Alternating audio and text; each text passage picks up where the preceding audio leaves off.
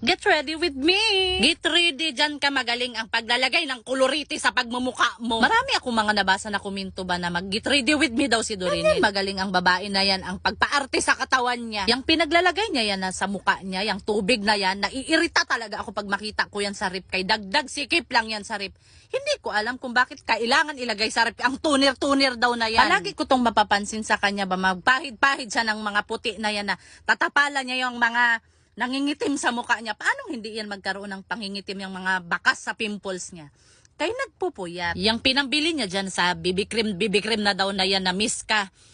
Kung itinulog niya na lang, hindi na niya kailangan maglagay niyan. Kaya hindi siya magkaka-pimples, kaya hindi na puyat. O tinatakpan niya ngayon yung eye bag niya. Sino ang may kasalanan bakit nagka-eye bag? Siya din. Kaya hindi natutulog sa tamang oras. Sus, Dorinel, kahit ilang beses mo patakpan yung mga eye bag mo na yan, lalabas pa rin yan. Kaya buburahin din naman ang make-up. Tignan mo ang babae, o napakaraming